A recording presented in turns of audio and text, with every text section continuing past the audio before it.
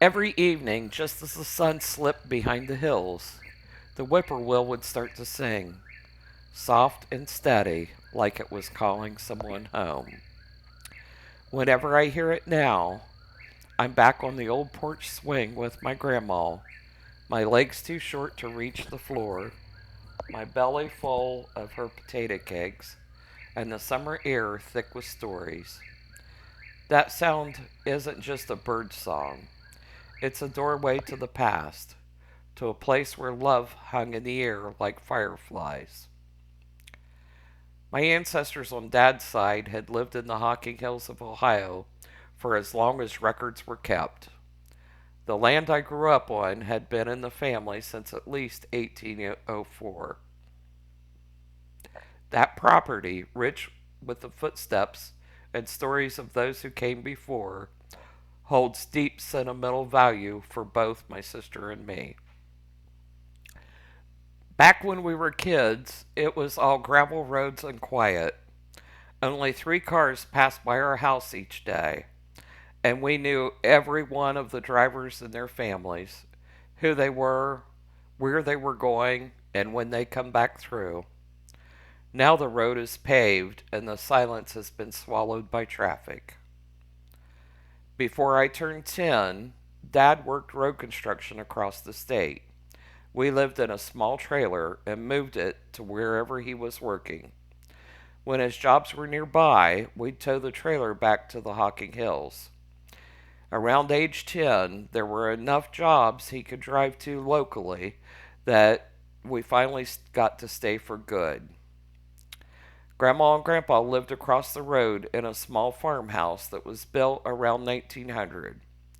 In my earliest memories, the house was heated by a coal stove. I remember standing in front of it, soaking up the heat.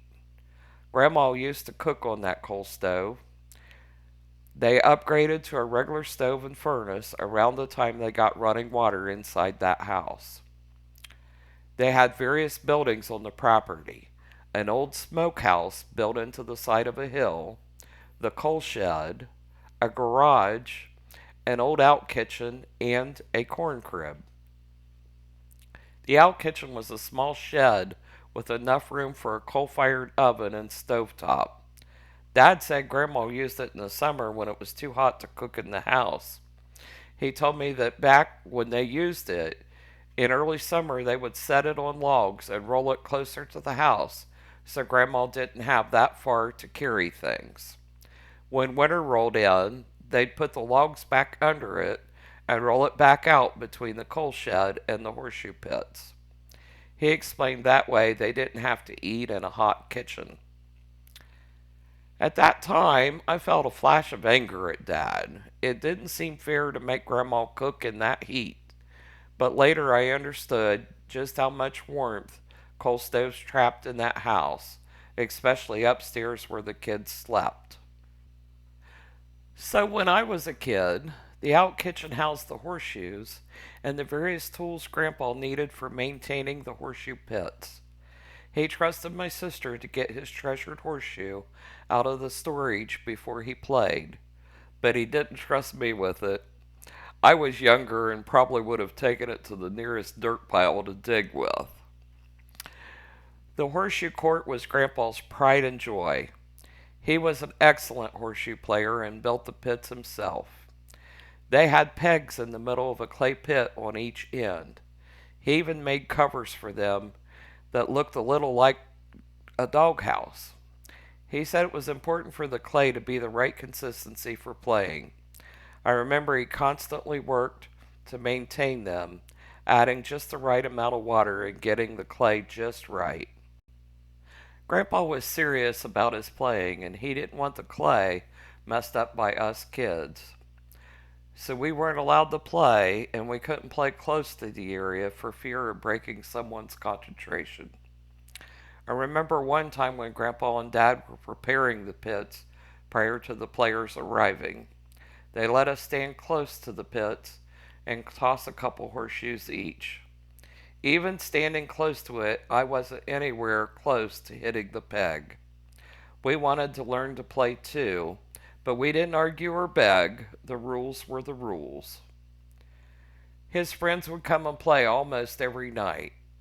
He had lights he could turn on once it got dark so that they could keep going.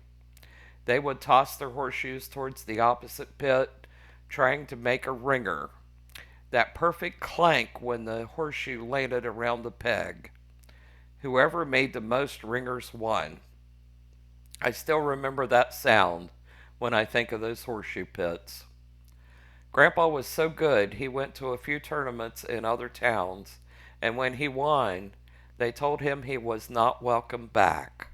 They explained if they let him enter the tournaments, their local members would quit as they had no chance of winning.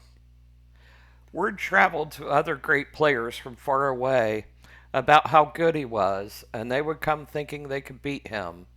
But after a game or two, they'd leave, their faces long with disappointment and their hearts full of envy.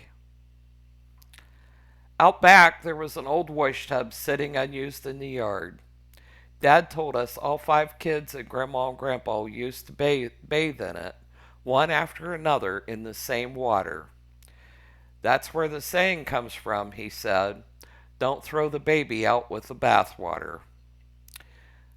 Grandma and Grandpa bathed first, then the oldest, and so on. By the time it was the baby's turn, the water was so murky you couldn't see him.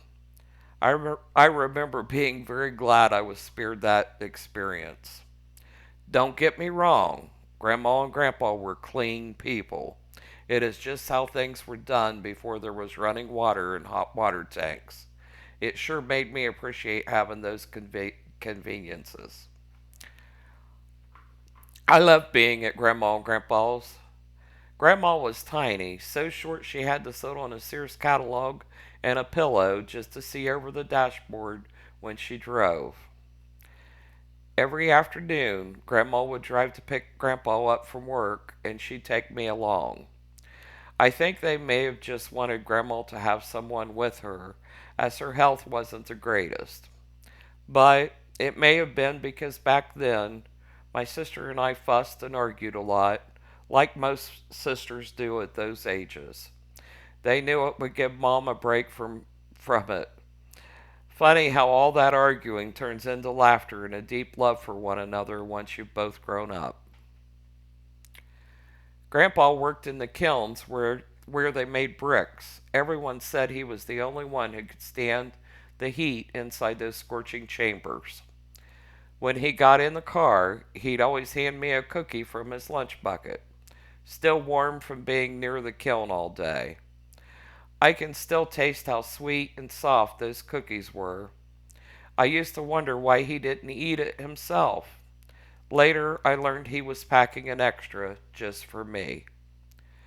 Their old car had a hole rusted in the floorboard in the back seat. You could see the road whizzing by between your feet. The hole was big enough for my foot to slip through, and was a bit scary. The old, rusted, jagged edges looked like they'd sliced through my ankles, and the road was just a few inches below the hole. I was careful not to step too close. Some weekends, Grandma and Grandpa would gather up my cousins and take them to the farm. We'd fight over who got to sit above the hole, straddling it to watch the road blur past. My oldest cousin generally won, because he was the biggest and the loudest one of us. I was always afraid that his large feet would cause more of the floorboard to fall away, but it never did get any larger. On weekdays, that view was mine alone. 5 days a week, just me, Grandma, Grandpa, and the rushing road beneath. After picking Grandpa up, I'd eat supper at their house. Grandma almost always made fried mashed potato cakes. They were made from leftover mashed potatoes. Looking back, I don't even remember her making regular mashed potatoes, just those browned, crispy cakes. When we finished eating, I'd head home and eat again with Mom, Dad, and my sister. They didn't mind me eating double suppers. I was a skinny kid and I needed to gain weight. Many memories were created at that table. We always spent time talking about our day. Most nights it was a special time, though, like in any family, there were a few arguments mixed in too. Once dinner was done, I'd wander back across the road. Grandma and I would settle into the porch swing that hung from the ceiling by metal chains. She set the rhythm, slow and steady. Sometimes we talked a lot. Sometimes we just enjoyed the quiet and the clank of the horseshoes. The bob white bird would be the first one to come out toward dusk, singing, Bob, Bob White. After Bob, the whippoorwill would start in singing its song. Grandma seemed the happiest hearing both of those birds, and I was happy to be sharing the swing while they were singing. I often wondered what she was thinking when hearing them, as they sure gave her a nice sense of peace. Grandma said she loved hearing the whippoorwill, even though to her it sounded like it was saying, Run for your life. After the sunset, the pole light between Grandma's home and mine would flicker on, signaling to me it was time to go home. But that light also brought bats. They would come out of nowhere, swooping and darting under the bright beam. I had to run under it and under those bats to get home. Mom always warned me bats could get tangled in my hair, and I was terrified of them. Grandma didn't help either, as when I would take off running, she would holler, Run for your life! Run for your life! I know Grandma knew I didn't have to run for my life, but she got some enjoyment from feeding into one of my fears as she exclaimed, Run for your life. And run I did. I would run with one hand clamped on top of my head and the other one flailing in the air to help me run faster so I could make it home without any bats on top of my head biting me. As scared as I was, I always went back the next night, and I always stayed until that pole light blinked on. And every night, I'd outrun those bats like my hair depended upon it. Maybe it did. No matter how terrified I was of the bats, I stayed as long as I could because I loved my grandma, her porch swing, and hearing the whippoorwill. Now, I'm the granny, and lately I've been thinking about what my grandchildren might remember about me when they're grown. Just the other night, when I mentioned the whippoorwill, my youngest granddaughter scrunched her face up and said, That bird, and complained about the bird outside her window that wouldn't shut up all night. I smiled because I knew it was time to share the joy the whippoorwill brings to my heart. That very sound brings back a whole lot of love in the connection between my grandma and I. It means warmth, peace, and the clank of horseshoes ringing in the summer air. So I sat my granddaughters down, just like Grandma did with me, and told them about porch swings, horseshoes, coal stoves, and cookies saved in warm lunch pails. I told them about the whippoorwill that called out each night, not just as a bird, but a long-time connection to our ancestors. Now, when they hear that song, it's no longer just a bird chirping outside. It's a memory in waiting, a thread to the past, and maybe one day a tug back to this very moment, to a summer night on the porch swing, and to the voice of a granny who loved them enough to tell them where they came from. And maybe, just maybe, long after I'm gone, when the whippoorwill sings, they'll smile and whisper, We remember, Grandma. We're still listening. And maybe, just maybe, they'll hear it whisper back, Run for your life, toward the stories that made you, and toward your life's dreams. If this story touched you, please consider liking and sharing. Subscribe to hear more from Hocking Hills Granny. And don't forget to click the notification bell so you never miss a swing on the porch.